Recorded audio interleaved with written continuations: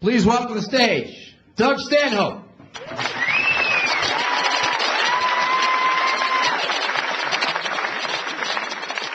Thank you very much. Thank you. How is everyone tonight? First of all, I'm normally a lot funnier when I'm kind of pissed. And that's why I decided to tape my album in Reno, because it helps. You know, because you tend to get pissed when you've blown $400 in an hour and only to pay $4 for a pack of cigarettes in a fucking gift shop that you can't even smoke in the fucking showroom. It makes you a little edgy.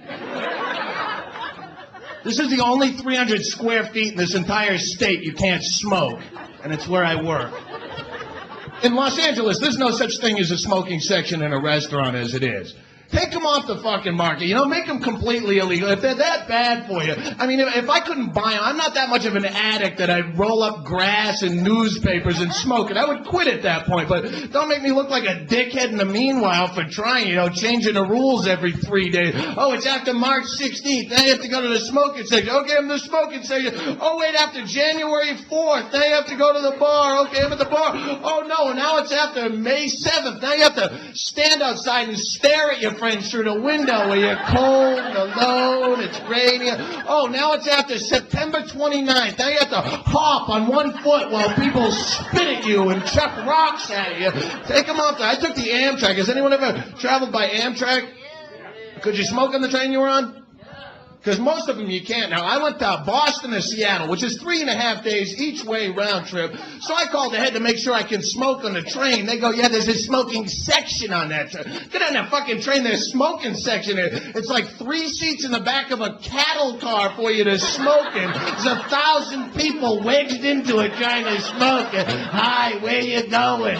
Auschwitz. Yeah, me too, I think. So I went in the bathroom to smoke. I smoked a cigarette in the bathroom. The Amtrak lady comes unglued. She's wailing on the door. Are you smoking in the bathroom? Yeah. She goes, people are complaining. Pretty sure I'm alone in here. I didn't check under the seat or anything. She goes, no, when you smoke in the bathroom on the train, it blows up through the vents into the coach cabins, and people are complaining about the smell.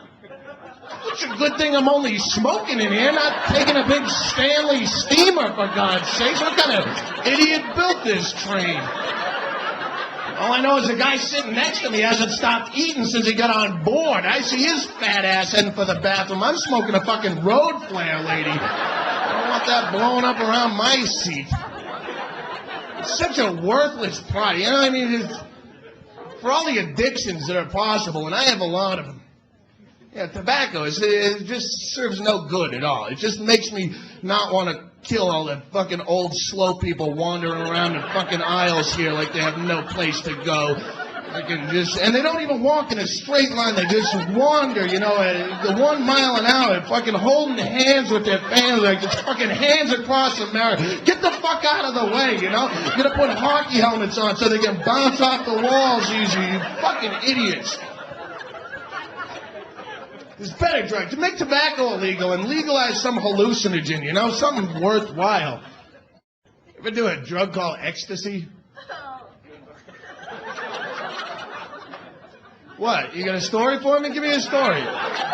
It's not a good drug to do alone. No, I found out the hard way.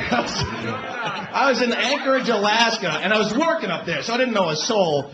And the bartender gave me this for my birthday present. He said, try this. I said, what is it? He said, well, Doug, it's illegal. So I did it. And he goes, yeah, and it makes you really horny. What, you rotten son of a bitch? What'd you do that to me? I don't need to be any more horny. I got horny down pat, man. I don't need narcotics to enhance it. This is my birthday present, too. Thanks a lot. You would have bought Anne Frank a drum set, you psychotic. This is the last thing in the world I need. I mean, it's Alaska. It's like 8 guys to every woman as it is. I did shit to myself that night I've never done to a woman. I'm not kidding either. The maid came in the next morning. My whole room's soaked down in cooking oil. There's a porno going. There's a melon with a hole drilled in it. What do you use that for? I had a little luau. You've done that, huh? right. You know, the first time I told that story, I swear to God, it was in Minneapolis, and a guy came up to me after the show, and he goes, "Hey, you're the melon guy. I thought I was the only one who ever did that." And I didn't want to break his heart, you know. The guy was like beaming with pride that he finally found someone to identify his produce fetish with, you know. I didn't want to tell him it was just a joke. I was just wanted to get the hell out of there before the conversation escalated, you know. "Hey, what's your favorite kind of melon, man? What's the biggest melon you ever fucked? Let's head down the farmer's market right now and leave these chicks wanting more."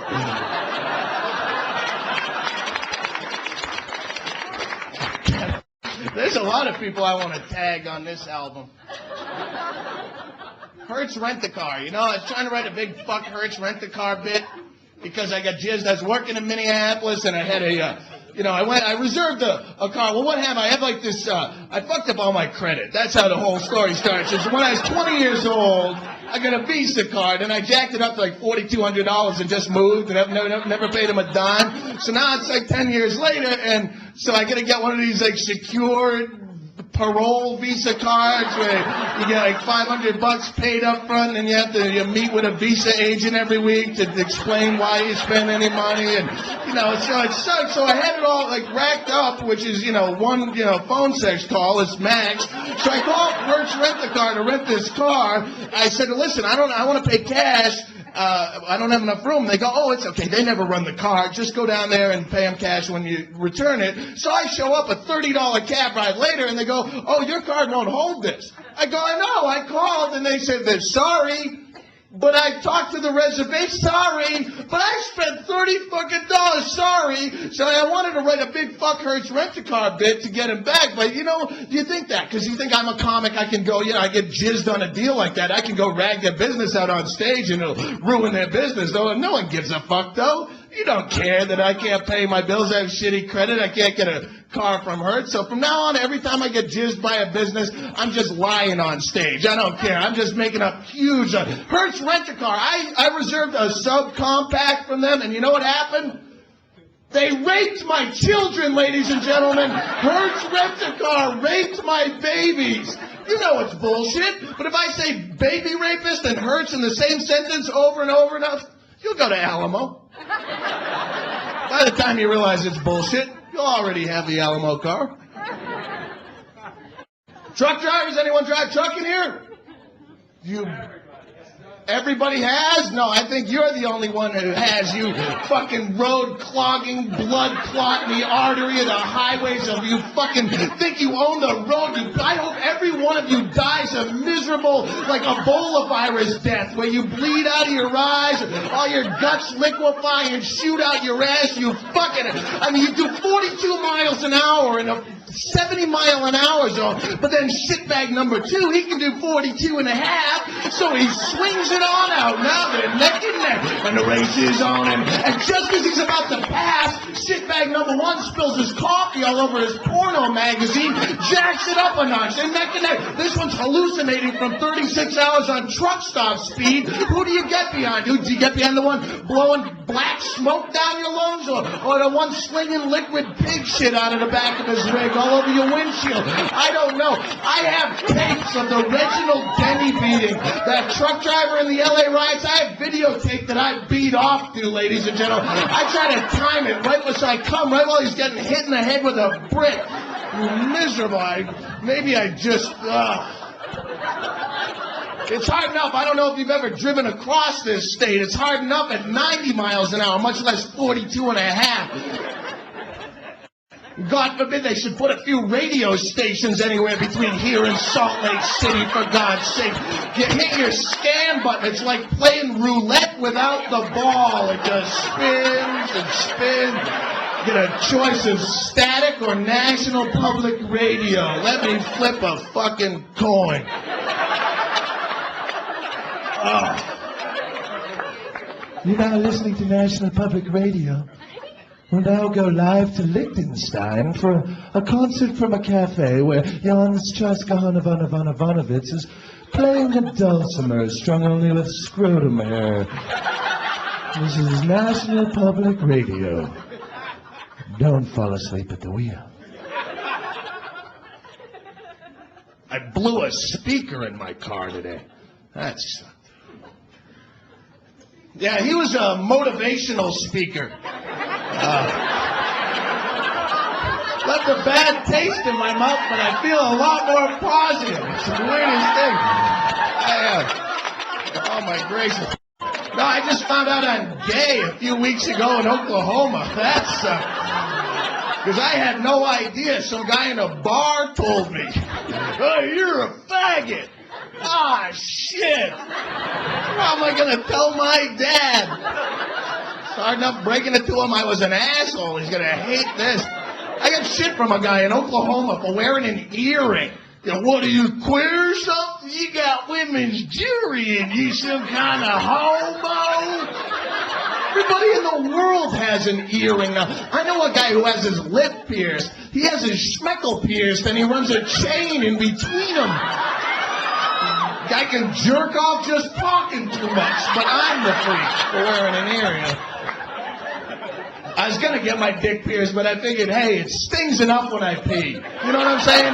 You been there? Oh, sure, we all have.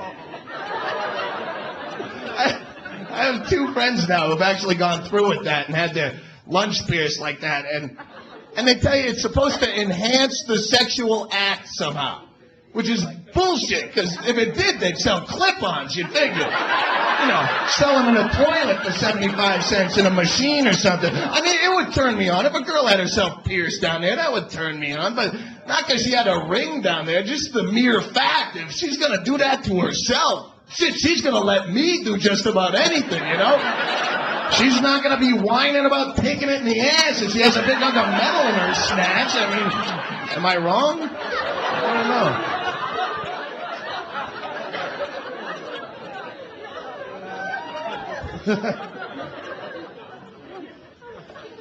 Sorry, I'm getting some of that anger up. And maybe a few of the old people, too. That's the thing. You know, last time I worked here, they had the convention of World War II vets here. This week, they had the senior bowlers here. And, you know, it's not even the old people.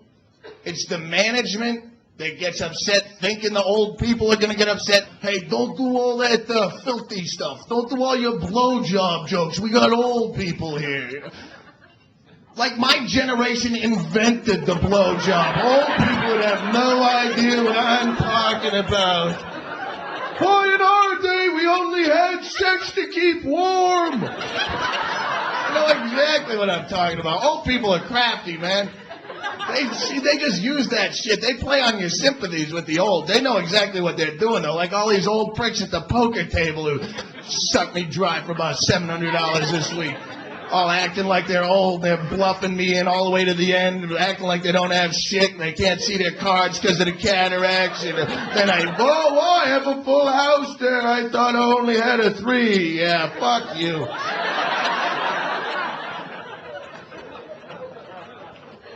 Because I used to do, like, fraud, boiler room telemarketing.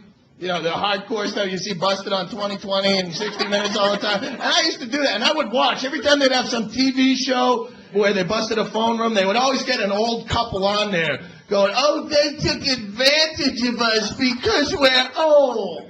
Hey, wait, how is that an excuse, you know? How come every time I get into an argument with an old person, that's the first thing they throw in your face is their defense, you know? You don't know nothing. When you've been around as long as I've been around, you come talk to me, but till then you keep your mouth shut, whippersnapper.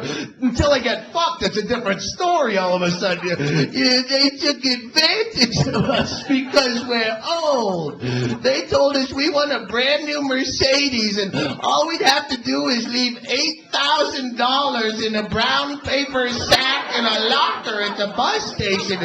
Oh, we were skeptical at first because we've been burned like this 11 or 12 times before, but we're so old. No, you're dumb as a stick, lady. It's nothing to do with your age. I don't mind old people. I would much rather work for a room with like 72-year-old people than a room full of college kids. I would. What, you go to college? How old are you? 21. As far as we know. Don't worry, as long as you're gambling, they'll take any fucking ID you give them in this place. you're chucking bucks into a machine out there. You could give them a Kansas City Rotary Club bingo membership card with a picture of an 85-year-old black guy on it. They'd let you in, give you the seniors discount, too. In general, college, because I get on the college circuit, and working, I don't mind when college kids come to me, but when you go to work at college, it's always like, in a cafeteria or a rec room at 5:30 at night, and there's, the only kids who show up at a geek axe who are too stupid to get a fake ID, or the ones who'd rather not go to the kegger, that think it's wrong to watch some frat pledge drink himself into a coma, drinking beer out of an enema bag, And you get such, hardcore political correctness out of these fucking douchebags with no life experience to back it up, The old people, at least if they don't identify, they at least have something in common with what I'm saying. College kids are just sitting there with a fucking blank picket sign and a magic marker in the back of the room waiting for you to say the wrong thing so they can, I have nothing to say to an 18-year-old kid. I'm at an age where I'm 30 now. The difference, I know it's not old, but an 18-year-old kid, his biggest fear in life is getting caught beating off, My age, I don't even want to beat off unless someone's watching. I'm not going to say to them.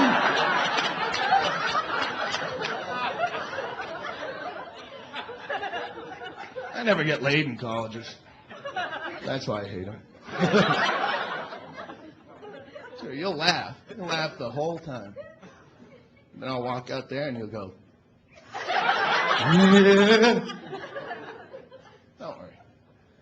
It'll come around. One day you'll be like 60 years old. You won't be so beautiful anymore, all pretty and perky like that. You'll be like with a big house coat on and goiters and a hunchback, shuffling down the street, milky eyes from glaucoma, and liver spots, bed sore, you're shuffling orthopedic shoes. You'll have a big old colostomy bag slapped on the side of you, wiggly teeth from pyorrhea. Ew, wiggle my teeth. Oh, yeah. Oh, then you'll fuck me. You betcha. You'll fuck me, but good, missy. I'll see you then.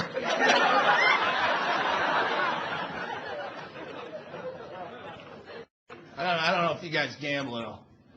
I play 7-card stud. I've lost like $260 so far, but I don't really mind because I know why I lost. I know the rules for 7-card stud. I've played enough now. I just suck at it, this is a terrible hand. I should fold. I should raise you, and I go, oh, fuck, I lost again. What happened? But what happens, because I like playing poker, but in casinos, because I get roped into, buddy poker games on the road where people have poker games at their house. Hey, after your show, come over to Pete's Trailer. We're going to have a poker game. We got some Meister bars. And I show up with these poker games, and no poker I've ever heard of in my life. They make this shit up in their office. Oh, this one's Walla Walla 9-card, no peaky, high Chicago, baseball, Black Mariah. It's played on a tarot deck. The Hermit and the Hangman are wild. I'm sitting there with a poker face like Fred Goldman here and Not Guilty. What? What did you say? Do I have a full house here, or is there an older, dark-haired woman plotting against me? Am I going to travel by sea? What do I have? Why didn't you just take me in the parking lot and kick the shit out of me and take my money? Because that way I'd have more self-respect, And if you're going to gamble in a casino. I don't care if it's here or Vegas, Atlantic City, Monte Carlo. It doesn't matter. Don't take it out at Beach Trailer Poker Night. Don't do it half an hour a day at the fucking 7-Elevens in California either. I'm in L.A. 25 minutes for a pack of cigarettes. 6 people behind some fucking gambling addict. I want a Powerball and the Fantasy 5 and the Pick 3 and the Keno and the Lotto. Scratch tickets. I want the Cat in the Hat and the Ace in the Hole. $2. Let it ride. And I appreciate everyone's so passive in California, but there comes a time in everyone's life you're just going to scream, hey, you fat cunt, this isn't the Indian casino. You want to blow your rent check? Don't chuck dice with the crackheads in the alley. I need a pack of cigarettes here. I'm not saying everyone should be that rude, but break up the monotony. It's no fun to be nice. It's like, being in New York and being rude. It's no fun. It's monotonous, Being rude in New York is like being in Thailand and being able to spit a ping pong ball with your pussy. So what? So can she can do it. They can all do it. It's no longer a talent. You know what I'm saying?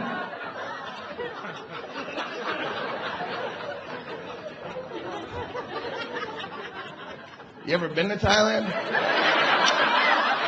Have you? Your son has? I have yet to go. I will go with a notebook. I've been to Okinawa. Anyone been to Okinawa? We were doing tours for the military over there, doing comedy. And right off Kadena Air Force Base in Okinawa, they had this thing, the banana show, this banana lady. What she does, she's a little tiny bar right outside the gates, and she starts out, she takes a stack of quarters on top of a beer bottle, and she will squat down over the bottle, pick up just the quarters without using her hands, and spit them a few at a time into an ashtray. It's hysterical. And that's just her opener. And it kills. And then she takes the banana and she peels it, so you know it's not a trick banana. And she pops it up the old fruit bowl there, and she bites it off into pieces in front of you, and she doesn't do it in any sexy way at all, which is good, because it's not erotic in the least, unless you get turned on watching a dog take a dump. This is not anything, and apparently she's aware of this, because she's selling it like she's some wacky pitch man on late night TV, selling food processors and stuff, and she's going, it's hysterical, like she's a fucking Benihana or something, and I'm watching it, and then she'll get a volunteer out of the audience, and you come up and you lay on your back, and she will stand over the volunteer and drop a piece of banana into your mouth without hitting a tooth. No, this was all explained to me before, because my brother was there in the Marine Corps in '85, and he ate the banana. So when I showed up, I was legacy.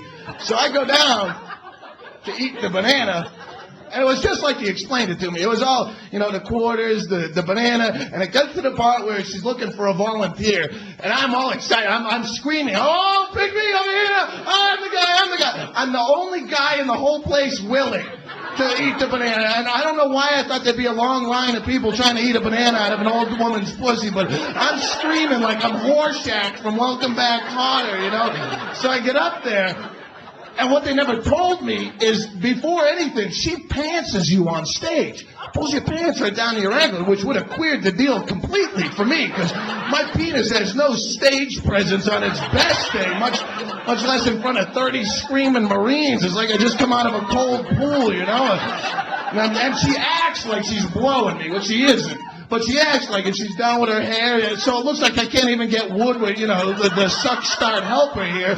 And I'm humiliated. I'm laying there, and I'm craving banana at this point. I'm salivating for the banana just to get me off the fucking stage. I'm humiliated here. And she's showboating. She's dragging it out, da-na-na-na-na. You figure after 100 years of blowing section fruit out of the hole, you'd want to cut to the chase and go home early. But not this woman. She's giving them their money's worth, and I'm sweating my ass off. I'm swinging 1.5 inches of flaccid baby dick for the delight of 30 jarheads. I want to get the hell out of here. Finally, she stands over me to drop the banana without hitting a tooth. I remember the words exactly. Piece number one, splat, right off my cheek, rolls across the stage, collecting dust. I'm going, great, every good pitcher eventually loses his throwing arm, but it's a little late to go to the bullpen at this point. Piece number two, low and away off the chin.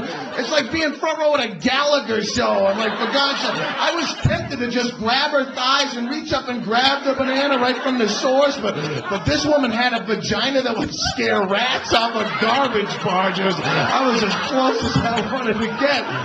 Finally, the fourth piece landed right here, lodged like right in that divot in your neck there. So I just picked it up and dunked it myself.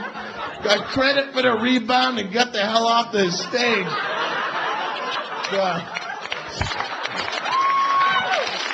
It was pretty. It was humiliating in a funny kind of way. Funny now. Felt sorry for her more than anything, because she's been there. She's like a celebrity on Okinawa. She's been there for years. The woman's like 60-something years old. Yeah, I know. And she's well known, the banana lady. But what do you do when the parts finally stop working for you, What happens when you get so old you finally got to hang up your vagina? What do you do next? There's not a lot of career moves. You can go across the parking lot here, get a job at Mr. D's topless establishment. They hire anyone. First time I worked here, I went over. You know how normally you go into a topless bar, and, you know, you stick dollars in a girl's G-strings, you pay too much for your drinks. It's pretty harmless. This place, it was the weirdest thing I'd ever seen. For $1.25, you get a paper cup full of pellets. And the girls will lean right over the railing and eat right out of your hand. You can pet them and everything. It's the weirdest thing. The dancer's name is Chuck, if that's any indication. She walked up. Woman's like 3 foot tall. She had no neck. She had this belly that stuck out so the tits sat up on top of it. Drooped over the only woman I've ever seen you could titty fuck using just one tit. You just wrap it around and go. That's all you need. And the woman was pouring sweat. I mean, every time she'd move, she'd drip sweat on you. You could take dollar bills and just slap them to her belly like a refrigerator magnet. Stick right to her. It wasn't even pornography. It was zoology. It was horrifying. Tipping a girl in camel cash. Wow, so anyway. Yeah, so I got her back up to my hotel room. And, later on, when she was beautiful. Yeah, no, that's a big bullshit myth. Alcohol does not make ugly people attractive. It just makes it so you don't give a fuck that they're ugly. That's what it does. You're ugly as shit. No, fuck you, get in the cab. Everyone's got a story about getting drunk and waking up with some pig. No one ever talks about being the ugly one, though, you know? You ever notice that? I've been the ugly one a lot. No one ever talks about that. You know, you think you're all hot shit and stuff. And then you wake up, you're just a sweating, bloated alcoholic drooling on her pillow at 7 in the morning. You can see the look in her eye. You're the ugly one. You know it, but you don't talk about it. That's when you're telling your friends, oh, yeah, I boned this hot chick the other night. It was incredible. I called her a few times. She hasn't gotten back to me yet. I don't know what's up. You're ugly. She's talking about you at an AA meeting somewhere. That's when I knew I'd hit my bottom. When he came back to do his laundry. That's when I called AA. You ever drink so much of a certain type of alcohol that you get so sick you can never drink the same kind of alcohol again? I decided that's how I'm going to quit drinking. One at a time. I'll be like 70 years old walking around with a bottle of cream de coco or something. Tonight, it's Miller Lite. Last night, it was Goldschlager. You ever drink Goldschlager? Oh, that's fucking terrible. It's like schnapps, but it's got little flakes of real gold floating around in this stuff. I woke up so broke, I had to pan my shit for gas money. It's very embarrassing. Oh, my gracious. You know what pisses me off in bars now are those flower girls who come out to the bars. You know what I'm talking about? Their little basket of flowers, and they stalk you around it. As soon as you start talking to a chick, they come jack you up to buy a flower for her, make you look like a real asshole when you won't buy one. Would you like to buy a flower for the pretty little lady, or don't you think she's worth $4, you cheap piece of shit, huh? I want to buy a flower. I want to buy a flower. I'll be in a flower store. I'm in a bar. I'm trying to get laid. Get out of here. You know, you get a bucket of vaginas. Come over and work with me. Then you'll have something I'm looking for at least. Bought a flower for every girl whose pants I try to get into. This place would look like a mortuary. Beat it. Went skydiving recently. Has anyone gone skydiving? Yeah, have you? Did you go static line or free fall or?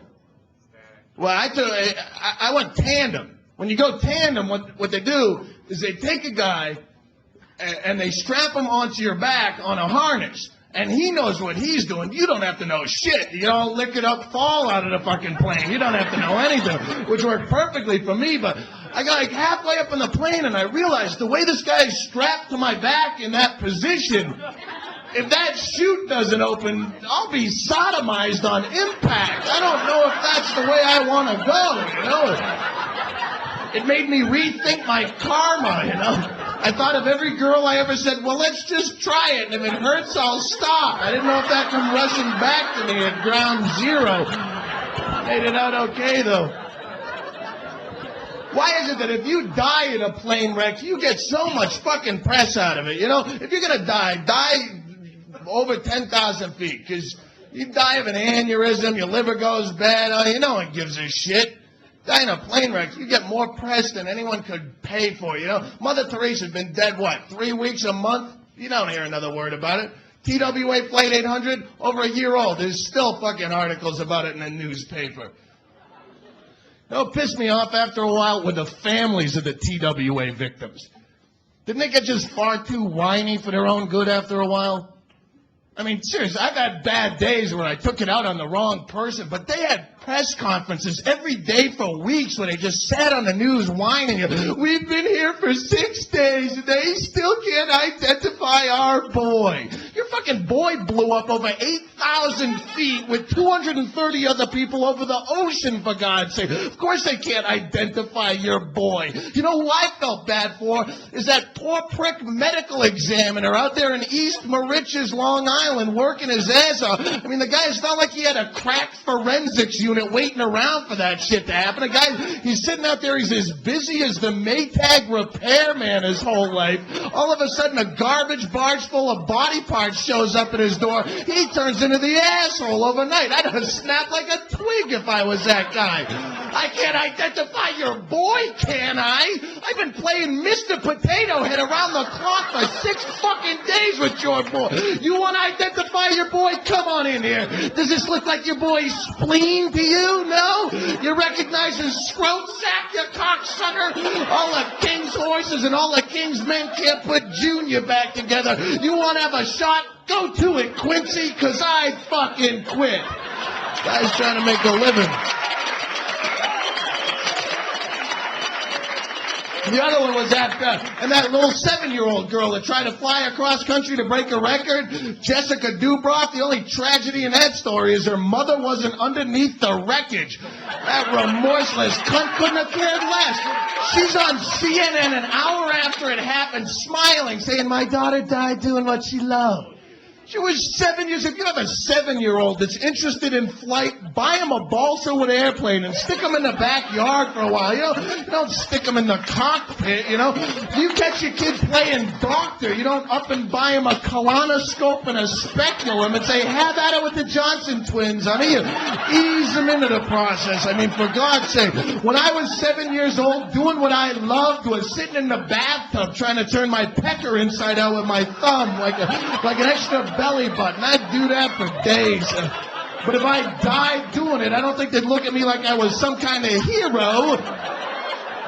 Look at me as a kid who needed better toys. It just seems like people have kids just so they can do awful shit to them like that. I was in Idaho. You guys do any of that rodeo shit at all? Yeah? I went to, it was not like a big deal rodeo, a little small town freak show rodeo for the locals, get them out of the bar for a day. They did a thing called mutton busting. You know what, that's an actual thing where they take like 6 and 7-year-old kids, stick them on the back of a sheep, and then kick the fucking thing. It goes berserk, scares the shit out of the kid. Ah! Get me off the sheep! Kids don't want to be on a sheep. These sheep are rabid. Probably because the kid's peeing down his back at this point. But the sick thing was their parents sat back watching this shit, laughing their asses off. They thought it was hysterical. Their kids are fighting for their lives. Their parents are all shit-faced. Go on, ride that sheep like Daddy taught you. Ah. Quit your crying. Be a man. But it's your daughter. Shut up. My parents were strict, but they never pit me against livestock for kicks, you know? See, when we were kids, it was called discipline. Now what do they call it? Child abuse. It was discipline for us, right? Yeah. When you were a kid, if you came home late and you mouthed off to your mom, you knew what to expect, right? Your dad would take off his belt, you remember? Bind your hands behind your back with it. Remember that? He'd throw you down on the ground. He'd start kicking you in the kidneys till you peed blood. Then your mom would come running in. She'd go, Harold, leave the boy alone. He'd go, do you want a piece of me, bitch? She goes scooting out the room. She's too drunk to do anything about it. Your daddy'd strip your butt naked, put cigars out on your back. You remember? He'd drag you off to a bad section of town, leave you in a urine-soaked alley to die. It was called discipline. Now they call it child abuse. Fucking liberals.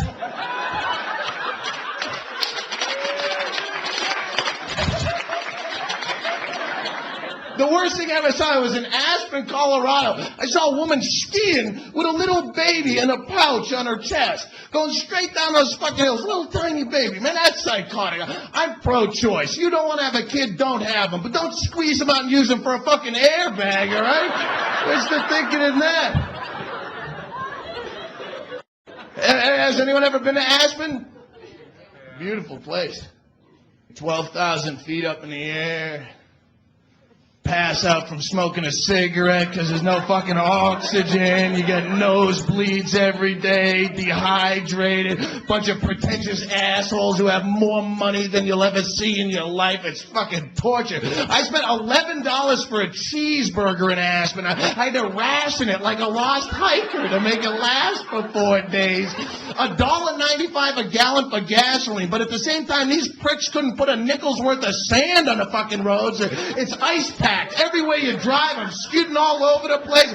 Bald tires, no insurance, no driver's license. Meanwhile, you get every little Beverly Hills GQ ski puke riding right on your ass, flashing their high beams like I want to drive 20 miles an hour. Hey, fuck you, you know? If I zip off the road into a ditch, I can't whip out my daddy's Visa card and dial up AAA. I'm a comedian. I go off the road, I'm wearing a wig and a truck stop, hustling blowjobs for bus fare. Tell them I said hi when you go back.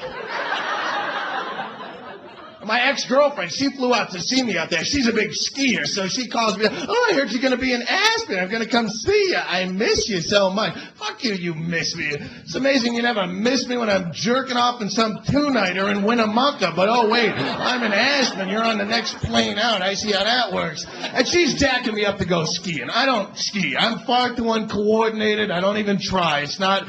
I'm happy to drink and walk. You know, that's as far as I push my athletic skills. She's going, no, they'll teach you to ski. You remember how lousy I was in bed? I've been fucking for 15 years. That's as good as it's gotten. I'm not going to learn to ski in a day. Maybe you can find someone who knows how to ski and strap them to my back.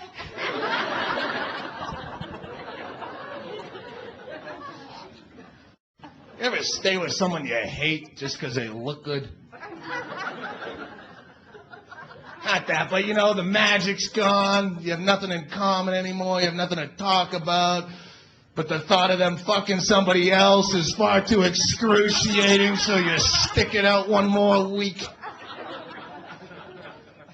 I hate that I'm that shallow. You know, it's going on like 5 months now to this kind of methadone clinic breakup where we're broken up, but she still spends it every night at my house and still calls me 3 times a day on the road to make sure I'm not getting laid. Just perfect, you know, the perfect girl. Like, she was flawlessly perfect, like sickening perfect. She, you know, rich and beautiful, successful, ambitious. She didn't drink or smoke or do drugs, and she was kind of animals. And she recycled. She was good for the environment. Everyone thought she was so fucking sweet. It was torture. If you ever find the perfect person runs so fast they see flames shoot out of your ass. Because all the perfect person does is amplify your flaws 1,000-fold. It makes you look like that much more of an asshole, you know? I used to be a partier, now I'm an alcoholic. It's all in who's judging you see? Find yourself someone with as many character defects as you have if you want to retain even a modicum of self-esteem, you know? Find yourself a nice manic-depressive crack whore. That way you come home late, you find her cutting her wrists and blowing your mailman. Chances are she's not going to bitch about you smoking in the house, you know? You're on equal footing at that point. A year I spent with this girl, over a year. The biggest flaw I could find in her, she was occasionally late. That's not a lot of ammunition when you come home stinking drunk at 3:30 in the morning smelling like pity dancers, you know?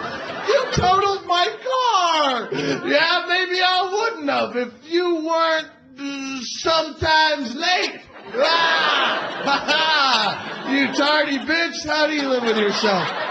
You got nothing to work with there. Even my own friends would bust my balls about it. What's she doing with you, man? She's perfect. You're a disgusting pig. I go, I know. I don't get it either. Maybe that's the attraction, you know? You ever think of that? Do you ever have someone go down on you and stick their finger in your ass? You know how that's the most disgusting feeling in the world, but at the same time, it's still pretty exciting? That's just like me. I'm like a finger in the ass. You don't know if it's going to be the best orgasm of your life. You're just going to shit the bed, but it's worth the risk. All right, then. Don't groan at me. If you want something to groan at, here's the bonus track. So I told my girlfriend I wanted to fuck her between the tits. She said, how are you going to make that feel good for me? I said, right before I come, I'll stop punching you in the face. Groan at will.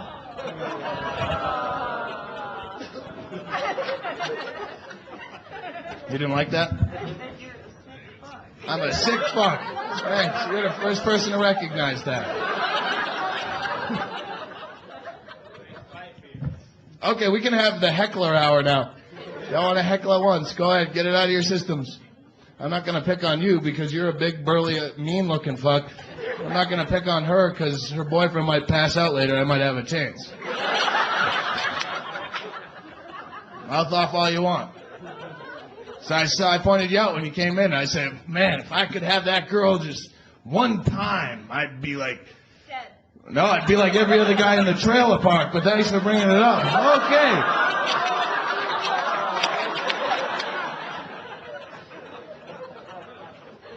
I live in West Hollywood, and I live 2 blocks off Santa Monica Boulevard, which is a huge gay area. And I was walking to a gig. It's like 3 blocks from my house, and I'm walking down Santa Monica, and I saw a transvestite in a wheelchair. And I'm not talking like bad knee from a football injury. I'm talking really fucked up, crippled in a wheelchair, all gimped up, and she's kicking herself with the one gimp leg at like 1 mile per hour down the street, coming at me. And my first thought, because I got rolled by a transvestite prostitute once in Phoenix. Has that anyone ever been duped? No? See, when I lived in Phoenix, we used to go cruise at cheap hookers on Van Buren, just not buying anything. We'd just go, like, drive around and heckle them, get all liquored up, and go scream shit at them out the window. Well, we were driving one night, and we banged a U-turn on Van Buren in front of what was probably the ugliest prostitute I've ever seen in my life. So we had to slow down and look. And but as soon as we slowed down, she jumped right in the car, just opened the door, jumped right in, completely assumed the sale, and she had some, frantic opening presentation where someone had a gun, or she had a gun, or someone was chasing her, some bullshit. All I remember, she looked at me and Matt, and she goes, "I'll suck both your dicks for $15. So when she first got in the car, we may or may not have thought it was really a guy, but...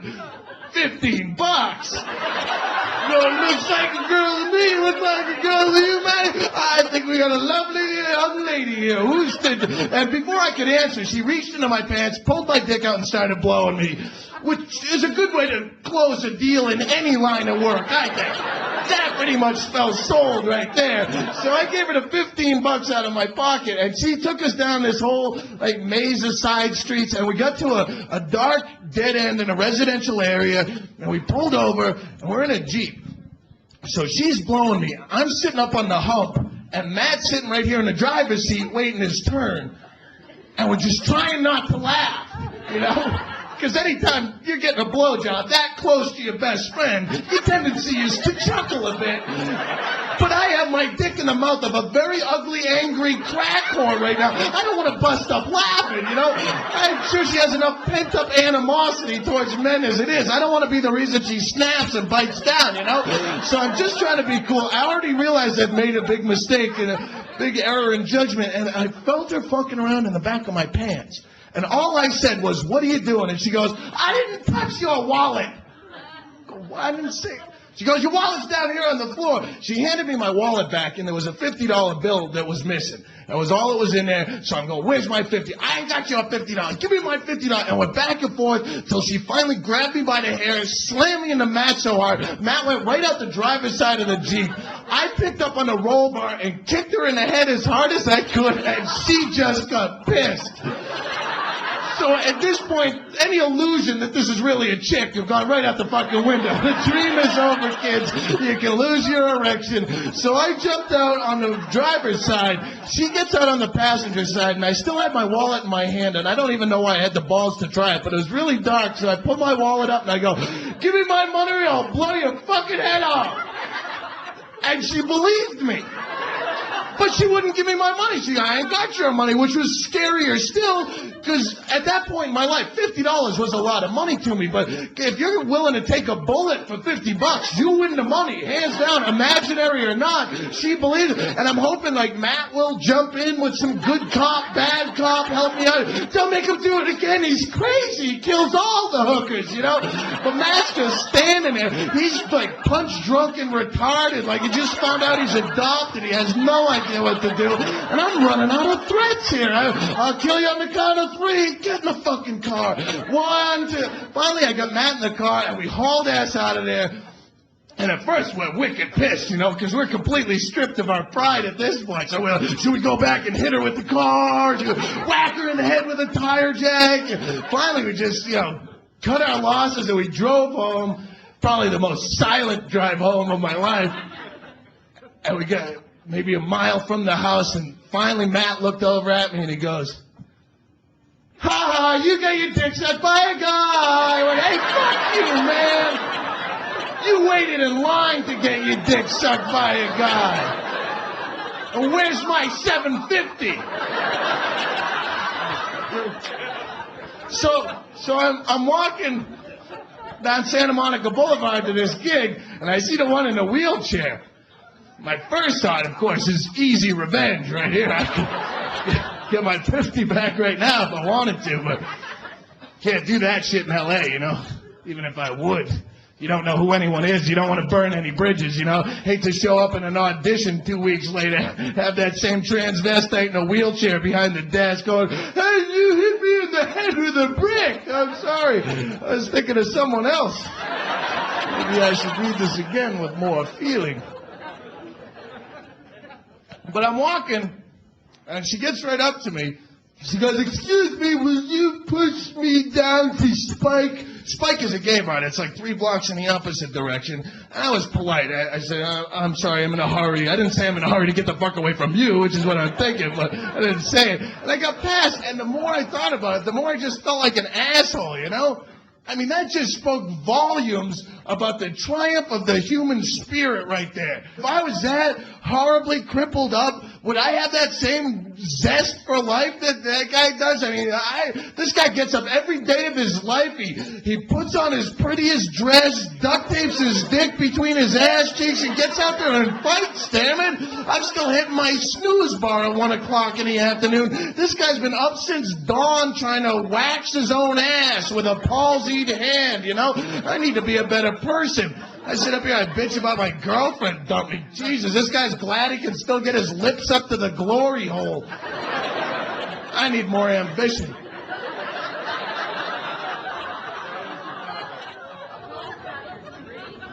Oh, the dream? You've said enough. I know what you're talking about, and that's true. I have big dick dreams. Does anyone, you know why I ever brought this up on stage? I have dreams all the time. Well, not like every night, but it's a reoccurring theme is where I have this enormous, 3-foot dick, and I can blow myself. And the only reason, because I was doing a show in Long Island, and I leaned over to get something, and the mic stand went like this, and I went, wow, I've had dreams where I can do this. And my brother was in the back of the room, and he starts dying laughing. So I asked him, he goes, yeah, I have dreams like that all the time. So I didn't know if it was a common thing, like showing up at work in your underwear, that everyone has. I do, I have them all the time. But I can never finish. And I don't know if it's one of those things where if you come in your own mouth, you'll die, like when you're falling. I don't know if there's any myth attached. All right. I went to an adult bookstore in Portland. Have you been ever to an adult bookstore? All right, they have the whole big wall of dildos like they always have in there. The vibrators and the double dongers and pocket pussies, the whole 9 yards. But this is something new I hadn't seen before. They had a big rubber fist. Seriously, they had a big $29.95. You can buy a big rubber fist. It was life size because I put my fist right up to it. It matched up, And anytime you can match up anatomically to anything in a smut shop like that, it makes you feel pretty proud, even if it is just the fist. But I was wondering why.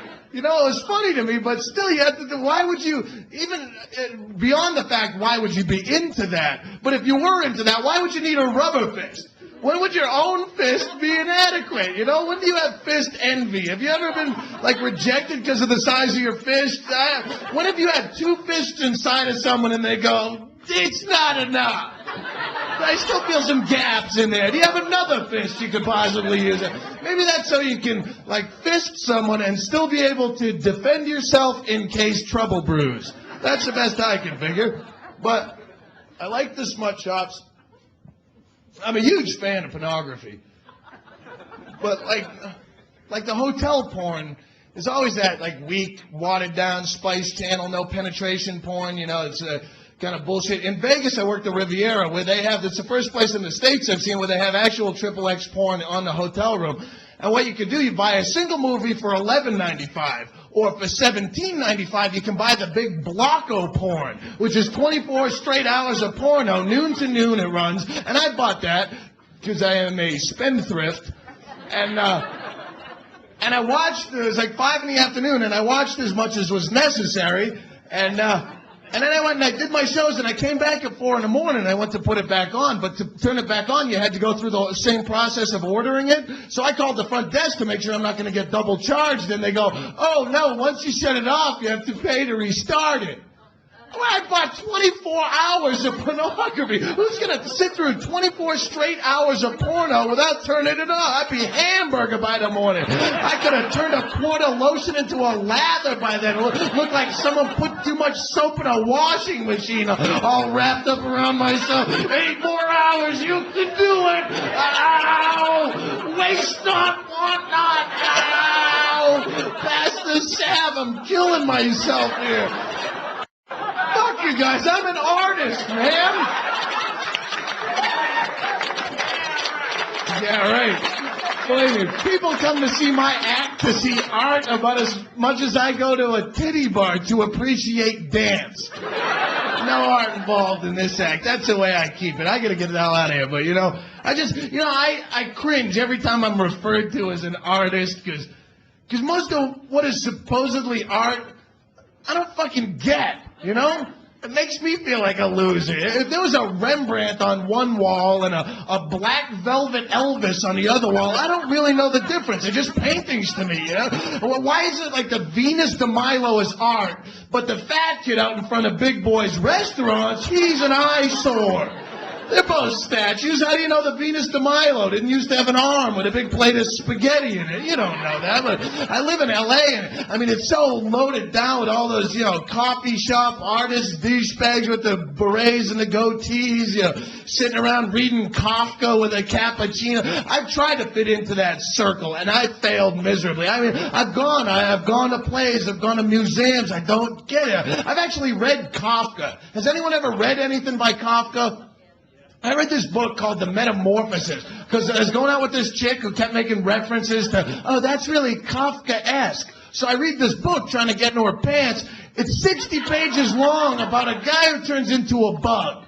And it's pretty plain and simple. They spell it out. It's not a hard read. But at the end of the book, they had 120 pages called Explanatory Notes to the Text, where all these scholars tell you what Kafka really meant by the guy turning. When Kafka referred to the metamorphosis, he was really referring to a transfiguration of an abortive Christ figure.